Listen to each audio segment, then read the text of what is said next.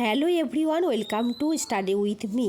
তোমরা যারা সপ্তম শ্রেণীতে পড়ো তোমাদের জন্য নিয়ে এসেছি রায় ও মার্টিন ভূগোল সহায়িকা থেকে সাজেশন প্রশ্ন।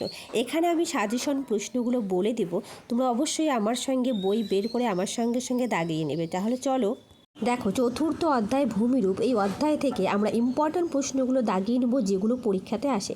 প্রথমেই আমরা 1 নম্বরের প্রশ্নগুলো নিয়ে আলোচনা করব। 1 নম্বরের প্রশ্ন, শিলাস্তরে ভাঁজ পড়ে যে পর্বত গঠন করে তার নাম ভঙ্গিল পর্বত। তারপর পড়বে ভারতের দ্বিতীয় উচ্চতম পর্বতশৃঙ্গের নাম নন্দা দেবী। এই প্রশ্নটা পড়বে। তারপর পড়বে পৃথিবীর ছাদ কাকে বলা হয়? পামির মালভূমিকে।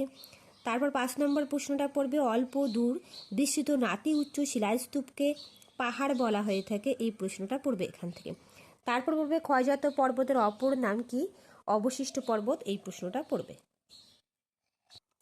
তারপরে এখান থেকে 7 নম্বর প্রশ্ন, ভারতের নীলগিরি হলো একটি স্তূপ পর্বত। এটা পড়বে। 8 নম্বর, স্তূপ পর্বতের মস্তক ভাগ চ্যাপ্টা প্রকৃতির। এই প্রশ্নটা পড়বে। 9 নম্বর প্রশ্নটা পড়বে পর্বতের মাঝে নিচু অংশকে উপত্যকা বলা হয়। তারপর পড়বে 11 নম্বর প্রশ্ন, পৃথিবীর স্থলভাগের বেশিরভাগই সমভূমি। তারপর 12 নম্বর, লোয়ের সমভূমি বালি দ্বারা গঠিত। 13 নম্বর, ঈষৎ তরঙ্গায়িত বিস্তীর্ণ নিচু ভূমিভাগকে কি বলে? সমভূমি বলে। তারপর পর্বতের আকৃতি ত্রিকোণাকার, ক্রাটার দেখা যায় স্তূপ পর্বতে। এগুলো পড়বে, যেগুলো আমি দাগাচ্ছি সেগুলোই পড়বে। 15 নম্বর, ক্রাটার দেখা যায় আগ্নেয়গিরিতে। তারপর 18 নম্বর প্রশ্ন, একটি প্রাচীন ভঙ্গিল পর্বতের উদাহরণ দাও। ভেরি ভেরি ইম্পর্টেন্ট প্রশ্ন।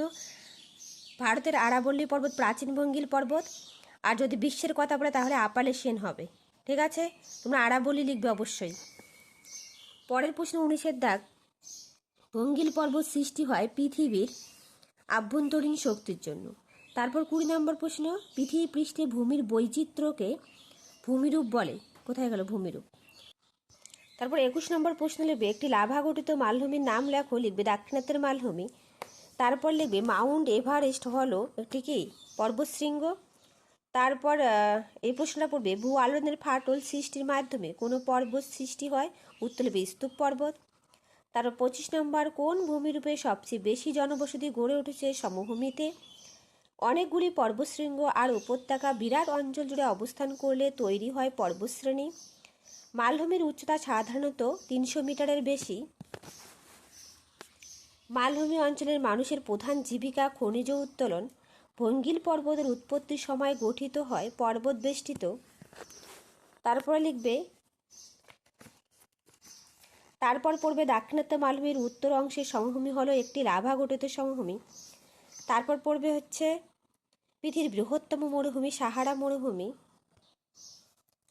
তারপর পড়বে তোমার শহর কলকাতা একটি পলিল সমভূমি। তারপর এখান থেকে জনবসতির ঘনত্ব সর্বাধিক হয় সমভূমিতে, এটা পড়বে। তারপর ভূ আলোড়নের ফলে দুটি ফাটলের মাঝের ভূখণ্ড উঁচু হয়ে মালভূমি স্তূপ ভঙ্গিল পর্বত দেখবে স্তূপ পর্বত সৃষ্টি হয়।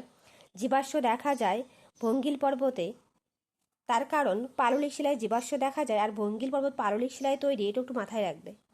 তারপর সিসিলি দ্বীপের একটি আগ্নেয়গিরির নাম লেখো। এখানে স্ট্রম্বলি হবে। স্ট্রম্বলিকে ভূমধ্য শহরে আলোকস্তম্ভ বলা হয়। ভেরি ভেরি ইম্পর্টেন্ট প্রশ্ন। তারপর এটনাও সিসিলি দ্বীপে রয়েছে, স্ট্রম্বলিও রয়েছে। তারপর তিব্বত মালভূমি একটি পর্বত বেষ্টিত মালভূমি। ভেরি ভেরি ইম্পর্টেন্ট প্রশ্ন। এই কয়েকটা প্রশ্ন পড়বে। তারপর এখান থেকে পৃথিবীর উচ্চতম পর্বতশৃঙ্গের নাম কি? মাউন্ট এভারেস্ট পড়বে। পৃথিবীর দ্বিতীয় উচ্চতম পর্বতশৃঙ্গের নাম গর্ডন উইস্টিন বা K2। পৃথিবীর তৃতীয় উচ্চতম পর্বতশৃঙ্গের নাম কাঞ্চনজঙ্ঘা। জাপানের ফুজিয়ামা কি জাতীয় পর্বত? আগ্নেয় পর্বত। পৃথিবীর প্রাচীনতম ভঙ্গিল পর্বত কোনটি? আরাবল্লী পর্বত। ভেরি ভেরি ইম্পর্টেন্ট প্রশ্ন। তারপর ভারতের বিন্ধ্য কি জাতীয় পর্বত? স্তূপ পর্বত।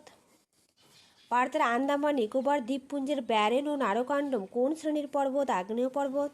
তারপর পড়বে ভারতের একটি গ্রস্ত উপত্যকার উদাহরণ দাও। নর্মদা নদীর উপত্যকা।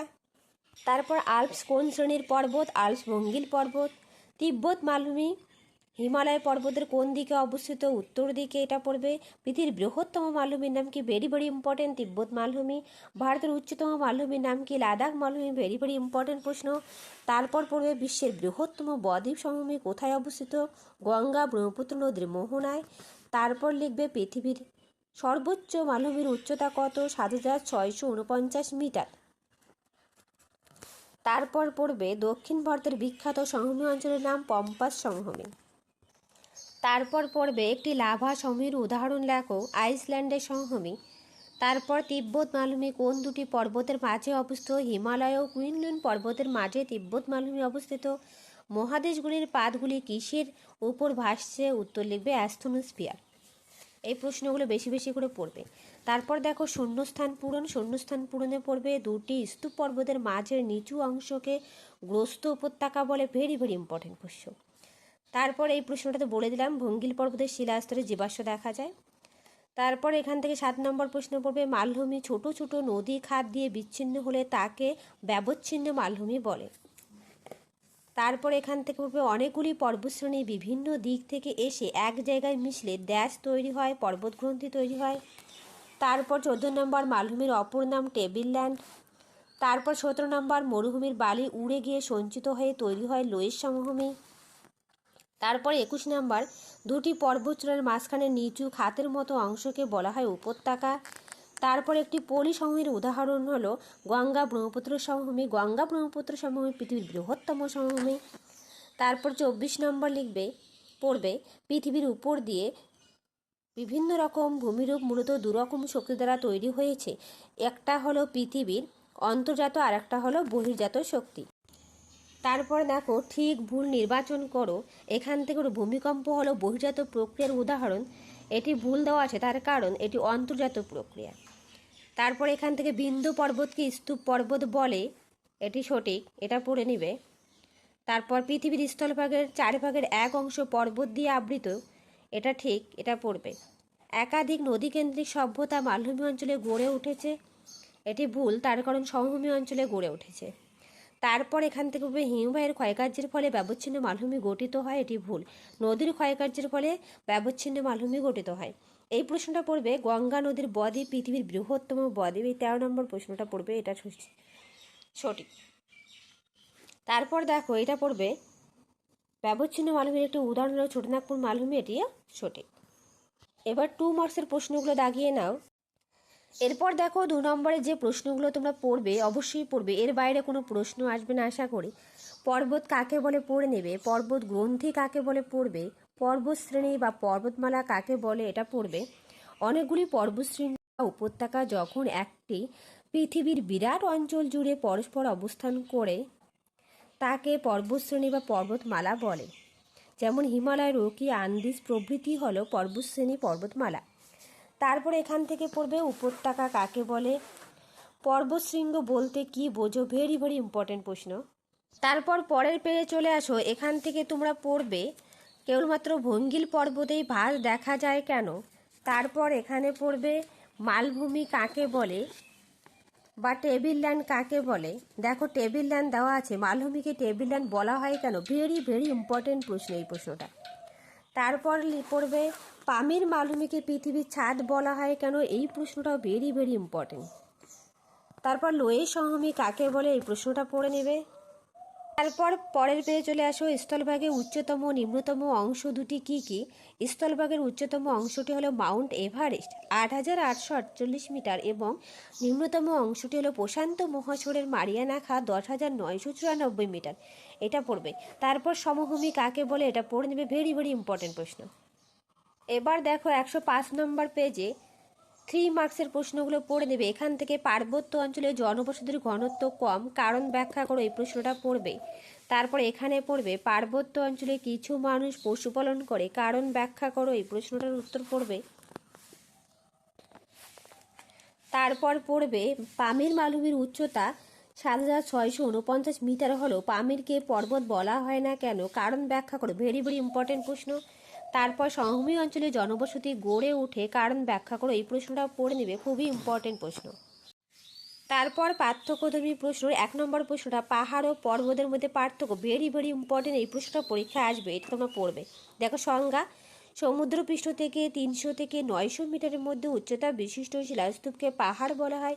সমুদ্রপৃষ্ঠ থেকে 1000 মিটারের বেশি উঁচু বিস্তীর্ণ শিলাস্তূপকে পর্বত বলে। তারপর বিস্তৃতি, পাহাড়ের বিস্তৃতি কম অঞ্চলের মধ্যে সীমাবদ্ধ আর পর্বতের বিস্তৃতি অনেক দূর পর্যন্ত ছড়ানো, এই পার্থক্যটা পড়ে নেবে। তারপর পড়বে মালভূমি সমভূমির মধ্যে পার্থক্য। তারপর ভঙ্গিল পর্বত, স্তূপ পর্বত, আগ্নেয় পর্বতের এই তিনটা তুলনামূলক পার্থক্য দেওয়া আছে, এই পার্থক্যটা পড়বে, আরগুলো পড়ার দরকার নেই, লাগবে না আরগুলো পড়তে। তারপর 103 নম্বর পেজে চলে আসো। এখানে তোমরা পড়বে, নিচের দিকে দেখো, পর্বত কাকে বলে শ্রেণীভাগ করো এবং বৈশিষ্ট্য আলোচনা করো। দেখো এই প্রশ্নটা ভেরি ভেরি ইম্পর্টেন্ট। এখান থেকে শুরু করবে পর্বত, পর্বতের বৈশিষ্ট্য লিখবে, তারপরে এই শ্রেণীভাগটা, ভঙ্গিল পর্বত, স্তূপ পর্বত, ক্ষয়জাত বা অবশিষ্ট পর্বত, আগ্নেয় বা সঞ্চয়জাত পর্বত। তারপর এখান থেকে আরেকটা প্রশ্ন পড়বে, নিচের দিকে দেখো, ভঙ্গিল পর্বতের বৈশিষ্ট্য, ভেরি ভেরি ইম্পর্টেন্ট প্রশ্ন, এই প্রশ্নটা পড়ে নেবে। দেখো তোমাদের পাঠ্যপুস্তকে 140 নম্বর পেজে রয়েছে, সেখান থেকেও পড়তে পারো। তারপরে এই 3 নম্বর প্রশ্নটা পড়বে, অগ্নুদ্গমের প্রকৃতি অনুসারে আগ্নেয় পর্বতের শ্রেণীভাগ করো। জীবন্ত সক্রিয় আগ্নেয়গিরি, একে এবার 2 ভাগে ভাগ করা হয়, অবিরাম, সবিরাম, তারপর সুপ্ত আগ্নেয়গিরি, মৃত আগ্নেয়গিরি। এই 3টা আগ্নেয়গিরি খুব সুন্দর করে পড়বে, তোমাদের পরীক্ষাতে আসার সম্ভাবনা রয়েছে। তারপর 104 নম্বর পেজে দেখো, স্তূপ পর্বতের বৈশিষ্ট্য লেখো, খুব ইম্পর্টেন্ট প্রশ্ন, তোমাদের পরীক্ষাতে আসবে। তারপর এই প্রশ্নটা পড়বে, আগ্নেয় পর্বতের বৈশিষ্ট্য লেখো, এই প্রশ্নটা পড়ে নেবে। তারপর এখান থেকে মালভূমির বৈশিষ্ট্যগুলো পড়বে, বৈশিষ্ট্যগুলো খুব সুন্দর করে পয়েন্ট করে করে দেওয়া আছে। তারপর সমভূমির বৈশিষ্ট্য লেখো, এই সমভূমির বৈশিষ্ট্যগুলো পড়বে 3 নম্বরের জন্য। তারপর চলে আসো 96 নম্বর পেজে, রচনাধর্মী প্রশ্ন উত্তর, 5 নম্বরের প্রশ্ন। এখান থেকে তোমরা পড়বে 97 নম্বর পেজে, ভঙ্গিল পর্বত কাকে বলে, এই পর্বতের সৃষ্টি ব্যাখ্যা করো, অথবা মহিকা তত্ত্ব ও পাতসংস্থান তত্ত্বের আলোকে ভঙ্গিল পর্বতের উৎপত্তি আলোচনা করো, কীভাবে সৃষ্টি হয় ভঙ্গিল পর্বত। এই প্রশ্নটা ভেরি ভেরি ইম্পর্টেন্ট, তোমরা অবশ্যই পড়ে নেবে। দেখো ভঙ্গিল পর্বতের সৃষ্টি, তারপরে যে নিচে দেখো, পাতসংস্থান তত্ত্বের আলোকে ভঙ্গিল পর্বতের সৃষ্টি, এটা পড়বে। তারপর পড়বে, স্তূপ পর্বত কাকে বলে, স্তূপ পর্বতের উৎপত্তির ব্যাখ্যা করো, এই প্রশ্নটা পড়বে। তারপর নিচের দিকে চলে আসবে, আগ্নেয় পর্বত কাকে বলে, আগ্নেয় পর্বতের উৎপত্তি চিত্রসহ আলোচনা করো, অথবা চিত্রসহ সঞ্চারিত পর্বতের সৃষ্টি উল্লেখ করো, এই প্রশ্নটা পড়ে নেবে। দেখো তারপর 99 নম্বর পেজে চলে আসো, মানব জীবনের উপর পর্বতের কী প্রভাব দেখা যায়, জলবায়ুর উপর প্রভাব, নদ নদীর উৎস, তারপর বনজ সম্পদের প্রাচুর্য, পশুচারণ ক্ষেত্র, ধাপ চাষ শিল্প, পর্যটন শিল্প, জলবিদ্যুতের যোগান, বহিঃশক্তির আক্রমণ রোধ, এই সমস্ত পয়েন্ট করে করে লিখবে। এরপর পরের পেজে চলে আসো, উদাহরণসহ বিভিন্ন ধরনের মালভূমির শ্রেণীভাগ করো, এই শ্রেণীভাগটা অবশ্যই পড়বে, পর্বতবেষ্টিত মালভূমি, লাভা মালভূমি, ব্যবচ্ছিন্ন মালভূমি, মহাদেশীয় মালভূমি। এখান থেকে আর তেমন কিছু পড়তে হবে না। তারপর এদিকে চলে আসো পরের পেজে, মানব জীবনের উপর মালভূমির কী কী প্রভাব দেখা যায়, ভেরি ভেরি ইম্পর্টেন্ট প্রশ্ন, পরীক্ষায় আসবে।